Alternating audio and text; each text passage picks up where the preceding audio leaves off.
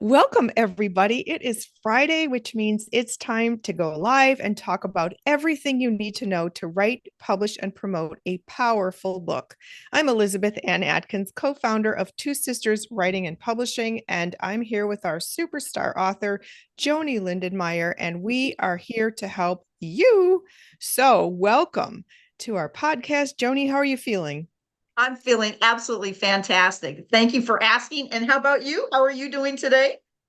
I couldn't be better. I just heard this amazing podcast about how today, March 21st, 2025, is 321. That's the date. And when do you Oh, hear 321? Before liftoff. And in my Goddess Power books, I talk about us being a rocket ship ready to launch into the stratosphere of our greatest desires and dreams. And so I think of that metaphor all the time. And when I heard this, I was like, no wonder I feel this amazing energy. Like I'm in my genius zone. I'm getting all these creative ideas. We get to do the podcast. I'm doing my Goddess Power podcast later. I haven't done an interview in quite a while due to my publishing obligations. And so it's just wonderful. So, Joni, we are wow. here to talk about a hot topic, right? Oh my gosh. Talk about a rocket. Oh my gosh. Yes. And I love Yes, 321. I never made that connection for today's date. And I can hear right. it in your voice and the speed in your voice. You are literally a rocket going high. Yes, yes, it feels amazing. You have to really drop the baggage in order to be light enough to lift off, and Good point. metaphorically and literally even if it's weight that's holding a person back. So I've done the work over the years, and I just feel lighter and more accelerated, and it's really exciting. So Wow. um, glad to be here with you today, Joni. And Same so, here. listen, everybody, our topic is writing books as activism. And the two books behind Joni, the banners, are two books that we co authored, Joyously Free and Healing Religious Hurts, which both have um, huge goals to help people heal and live their best lives. So, Joyously Free is stories and tips to live your truth as LGBTQ plus people, parents, and allies.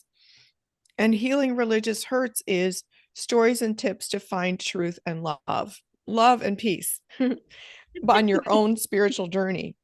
Yes. So those two books represent activism because when you present an idea to the world, you are being an activist on the pages of your books because you're helping transform. What does activist even mean?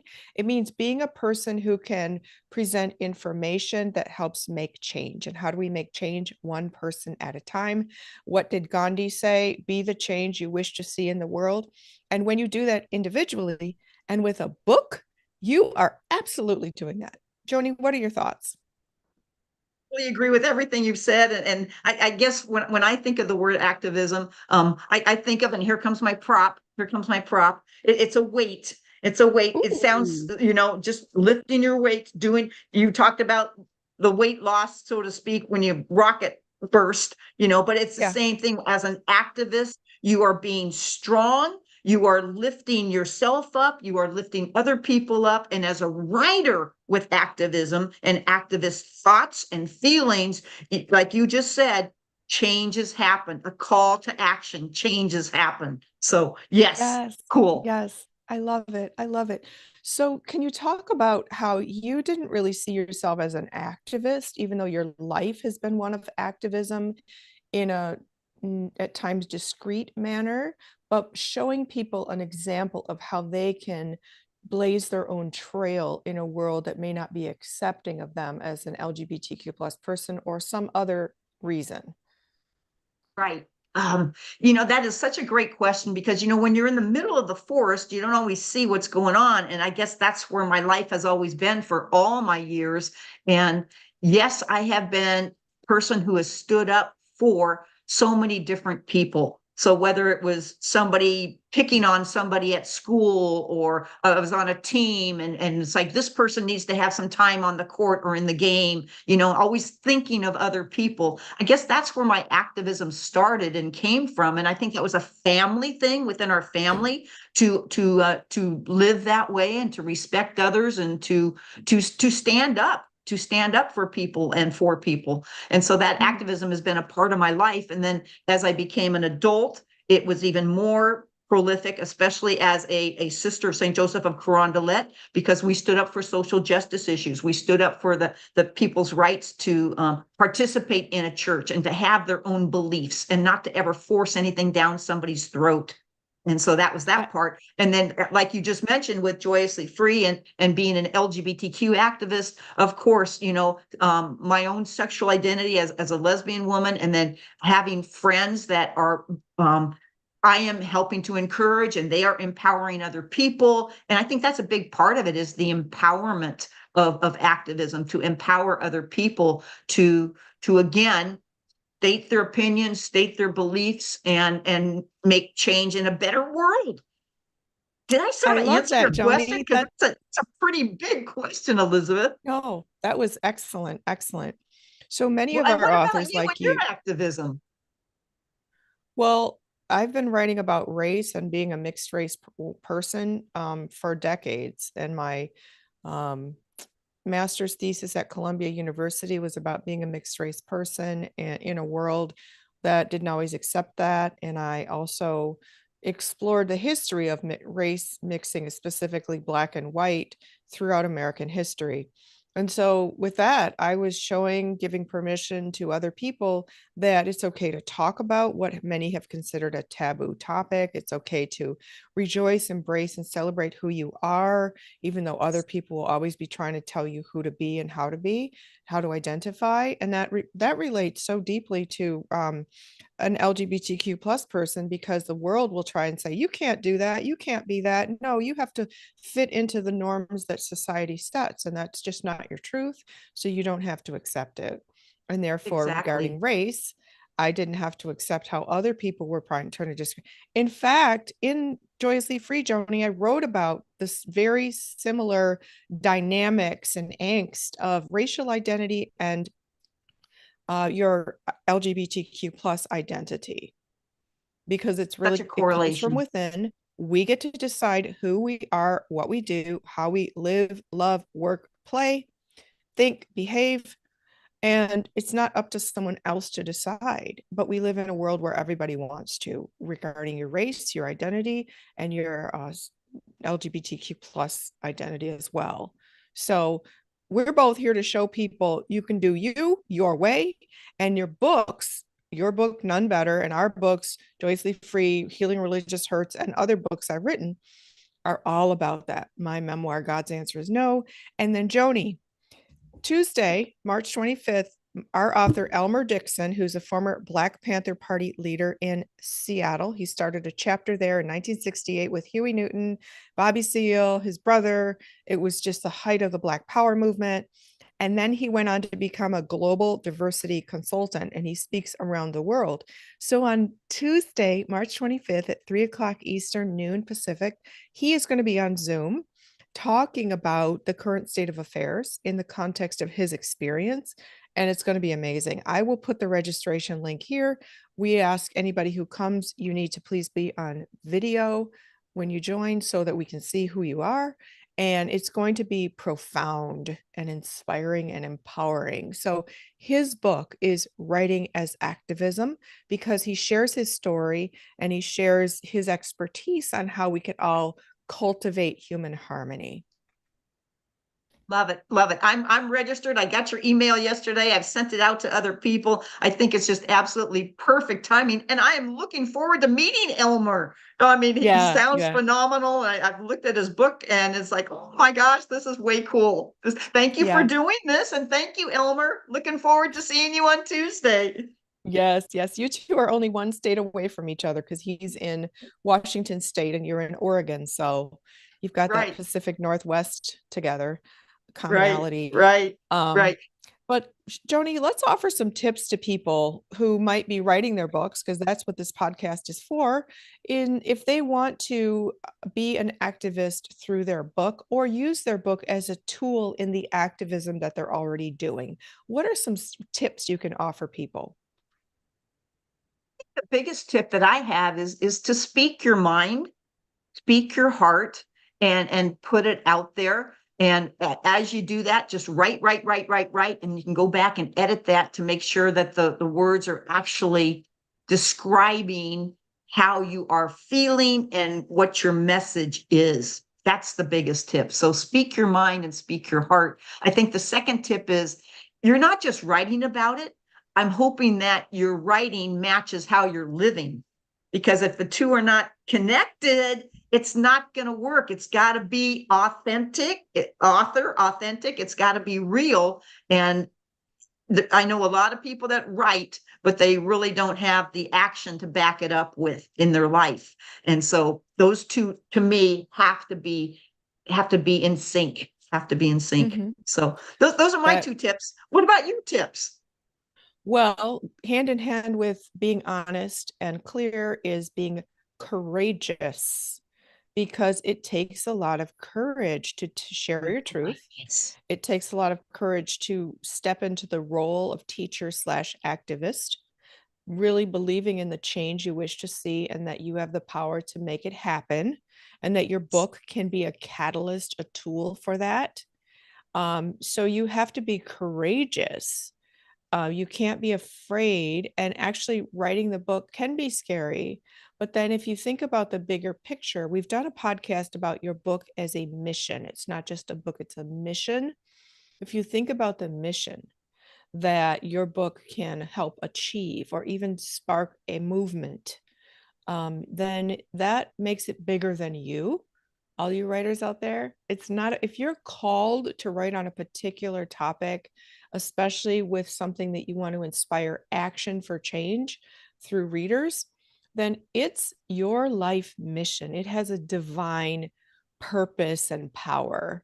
And it's your moral obligation to execute this divine life mission, this assignment from the divine or from yourself, from your soul, however you think.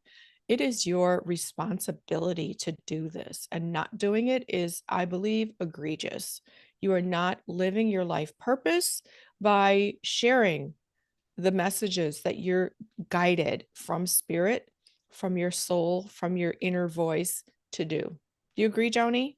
Oh, I totally agree with that. And I think we're connected on the spirit realm on that. Yes. And in that writing, I believe your higher power will give you what you need to say, in your stories and your words or whatever. When I was thinking back, Elizabeth, when I wrote Nun Better, this is interesting. When I wrote Nun Better, there were many people that didn't know that Carol and I were a couple, a romantic, sexual, intimate couple. And so coming out in the book publicly was huge and big. And yes, I needed to work through that courageous part of that for myself, because I knew that there were going to be the readers that didn't know those intimate things about Carol and I. And in one sense, it was scary. And in another sense, it was freeing that, you know what, it's out of the box now. There's no holding back. So anywhere in the world, somebody will pick up that book that I wrote about my truth, my authenticity, my courageousness, and it's made a difference. I remember one person saying, a longtime friend of Carol and I'm not going to use her name, and she goes, Joanie, I didn't even know that about you. And yet we had been friends What? for like 20, 25 years, but never had Wow. made the connections, had never made the connections. And I just think that's really interesting. So yes, authors, be courageous, know that there's light at the end of the tunnel and you will get through it. Hang around the people that support you. Joanie, wow.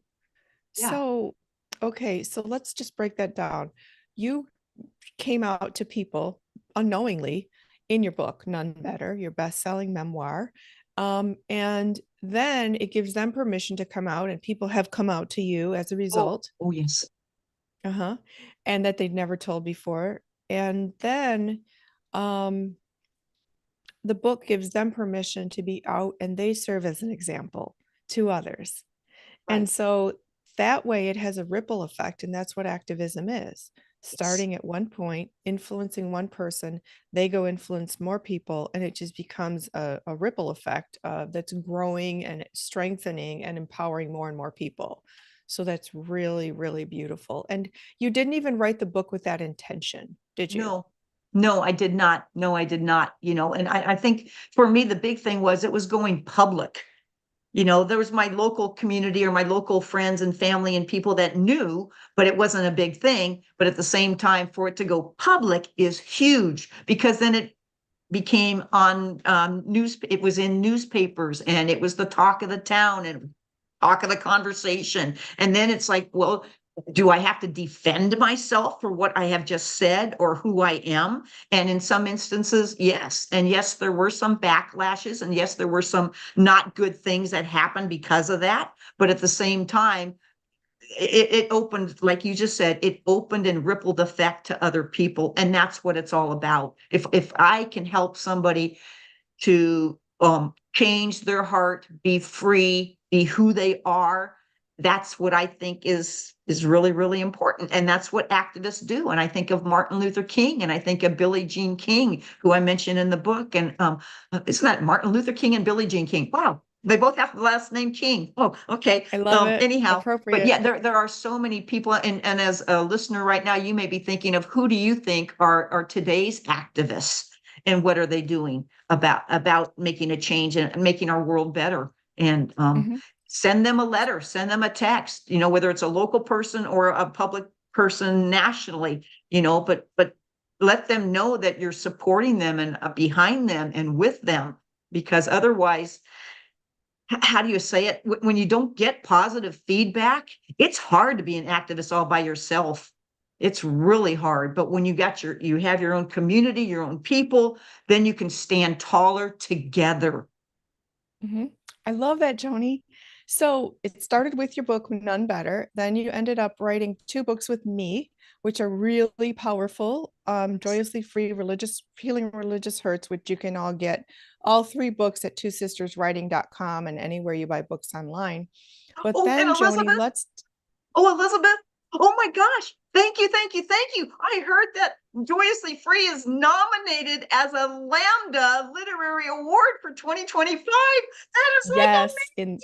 Oh yes, it is my gosh. nominated and it's in the nonfiction LGBTQ plus category. So Wow. yes, we are so excited to hear back because we know it's an extraordinary creation. We have 32 contributors from across America Oh, sharing their yeah. truths with courage and beautiful writing and heartfelt emotion. And you and I offer guidance and insights that just can help people, parents, allies, and LGBTQ plus people who need that boost of encouragement to live joyously free, which means out, open, loud, and proud. And those are 32 activists, and 17 Yes, activists in healing religious hurts. So they all have their yes, little part in making the difference for our world. Oh, what call to yes, action for everybody. A little bit of yes. writing can go Yeah. ballistic. Yes, yes. So let's just talk about that and then the evolution because all the contributors, they were not professional writers. Most Oh, of them had never been published before. And they just, because they know me and they know you, and we asked them to contribute, we knew they'd have a valuable angle on the topics. They contributed powerful stories. They, in a sense, became activists through the book and now they're more encouraged and to be more vocal and visible. And secondly, Joni, for you, let's talk about how the one book, the two books, the three books have evolved for you. You now have a radio show. yes. Talk about another activist mode for myself. Yes. KCIW 100.7 FM LP Brookings, Oregon. It's joyously free on the radio. And and Uh-huh. and the podcasts are then sent around the world. It's on iHeart, Spotify. Yeah, I could get into a whole commercial of that, but I don't want to do that. Just go to kciw.org if you're interested. But the people I'm having on the show are activists in their own ways, Elizabeth. And Mhm. that's what I'm hoping to bring about again. It's that courage, confidence, and collaboration all the Yes. time. So yeah, Uh-huh. I never thought I would have a radio show. My golly, you've got to be kidding me. So, it Yes. all started with a book. It all started with a coach. It all started with listening to the spirit of being me. Yes. Okay. So let's talk about other things that have evolved. Excuse me. You've been invited to speak at conferences. on Yes. podcasts, on Yes. Zoom calls with different groups, like Yes. what's the one we did together that you had done before? The Women Women on a on the Roll, Move? Women on the Net. Women on the Net, which is a, Mhm. a lesbian women's network Mhm. that you've spoken to, and that you and I were both guest speakers on, or guests as well, on Mhm. their Zoom call. And you've gone to 10 prides last year. That's extraordinary. And that's activism too, being there with your book, showing the example of what can be. Because your story with Carol shows people how to live and love on their own terms, because that's what you did at a time that was dangerous and scary, to come out, starting in the 80s during the height of the AIDS epidemic, when people who were gay were targeted and blamed and just attacked. Yeah. So it shows your courage to do you regardless of what's happening in the world. And that's a message for today. Mhm. That's an Mhm. unfortunately, that is a message for today. And Joanie, what other tips do you have for people? We're like, be true, be courageous, and if they want to write a book that can help make change in the world. To look at things as past, present, and future. What happened in the past, you can't do anything about it. Right now, you can do something about it, and you can have the hope and the vision for what the future is. And so that's where the writing comes in, I believe, and speaking and talking and like I said, making the world a better place.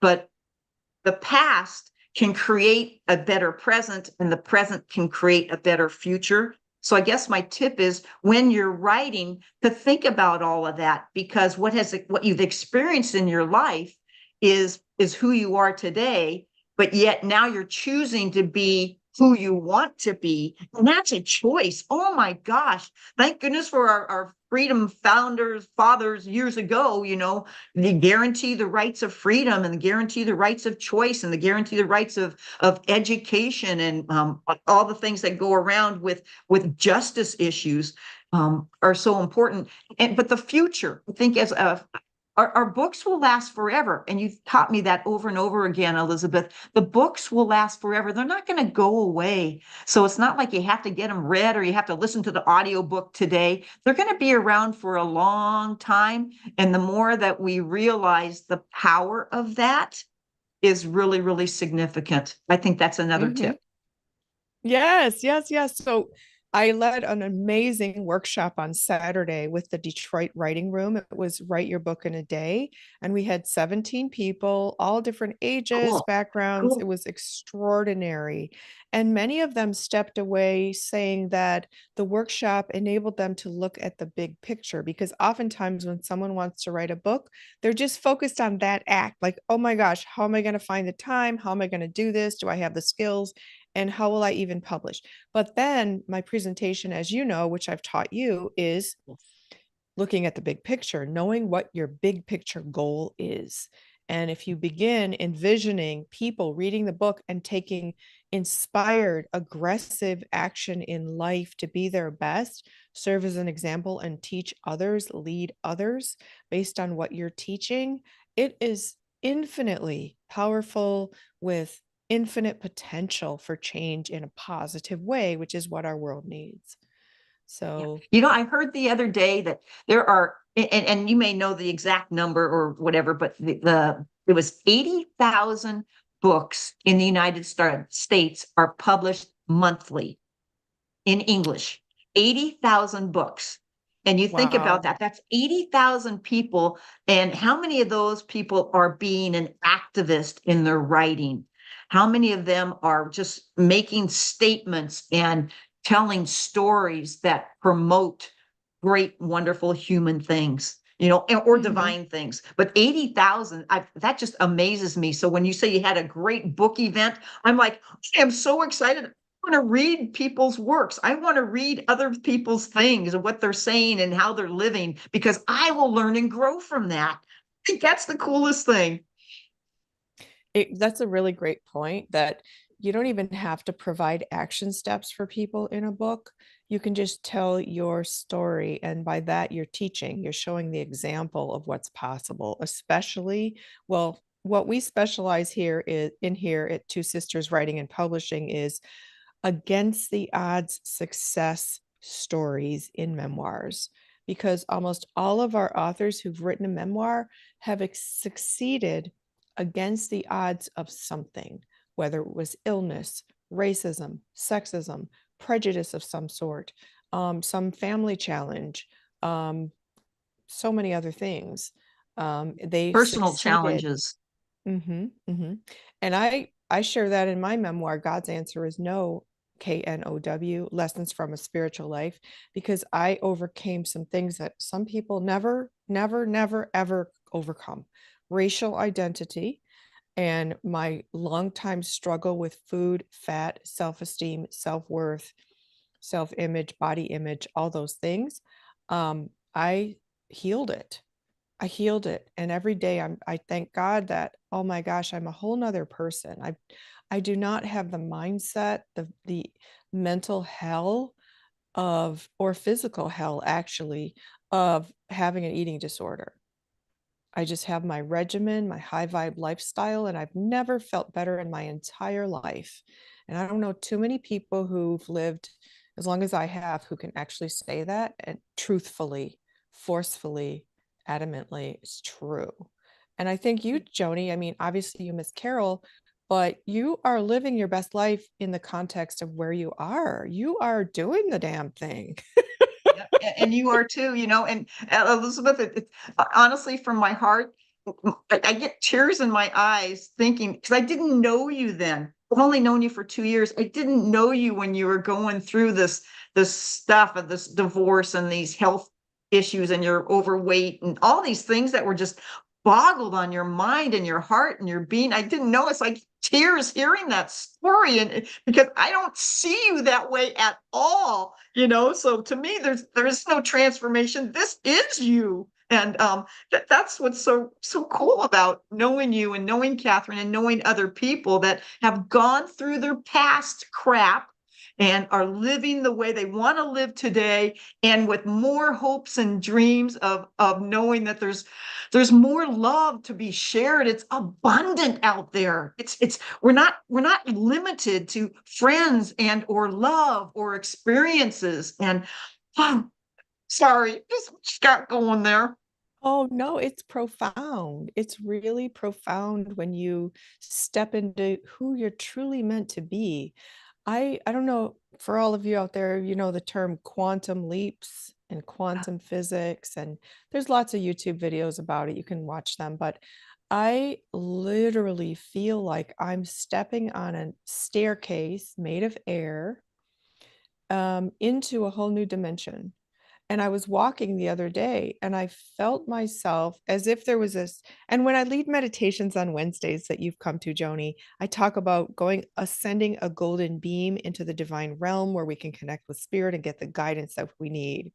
Yes. So instead of the golden beam, it just, this image came to mind of this staircase made of air that I was stepping up on into the next levels of who Elizabeth Ann Atkins is and what I'm supposed to be doing in the world.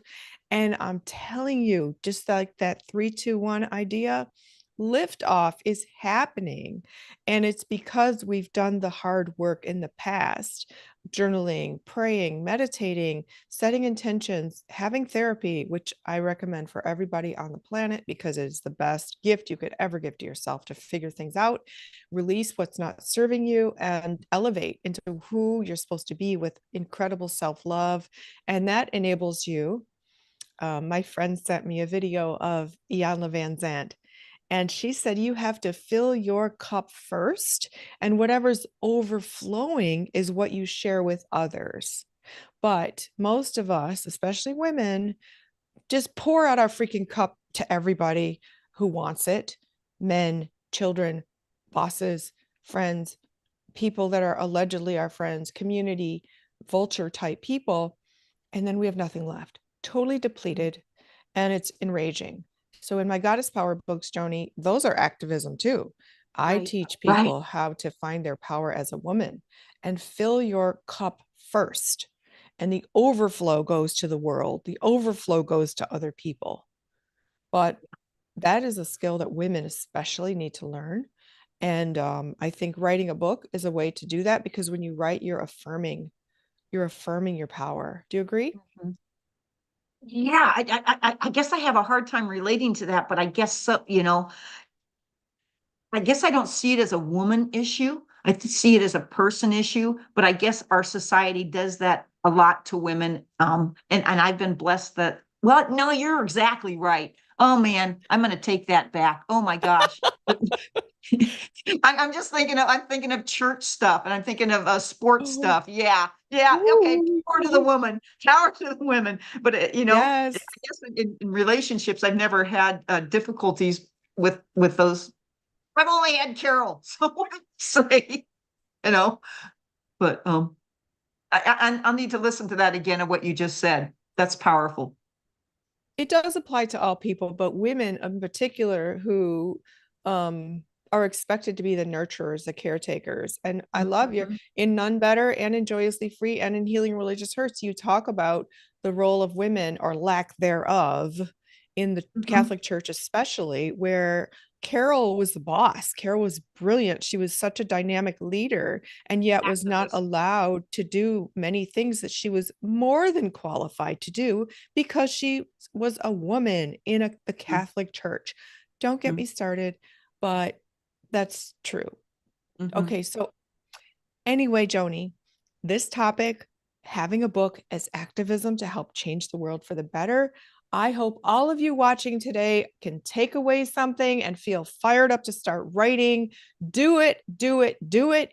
It will help you. It will help people you know. It will help people all around the world, especially if you publish on a platform where your book is accessible to people everywhere. So, I'm Elizabeth Ann Atkins of Two Sisters Writing and Publishing, with our superstar author, Joanie Lindenmeyer. Do you have any final comments, Joanie? Yes, we need to do a blast off. Are you ready? Yes. Three, two, one, blast off. Woo! That was Love you, awesome. everybody. So, Have a great day. Thank you for being here and blast off. yes, I love that. I love that. Everybody, please take this energy and apply it to your writing and your mission. You are in charge of your own mission control, and it's time for liftoff. If you need more help with your liftoff, please visit twosisterswriting.com, where you can learn how I can help you as a book coach to write your book. And we will be having more writing retreats coming up virtually and in person, so that can help you as well. Be another rocket booster on your mission to launch into the stratosphere of success using your book to help change the world for the better. We will see you next time, and we wish you happy reading and happy writing. Bye. Bye. Love everybody. Take care.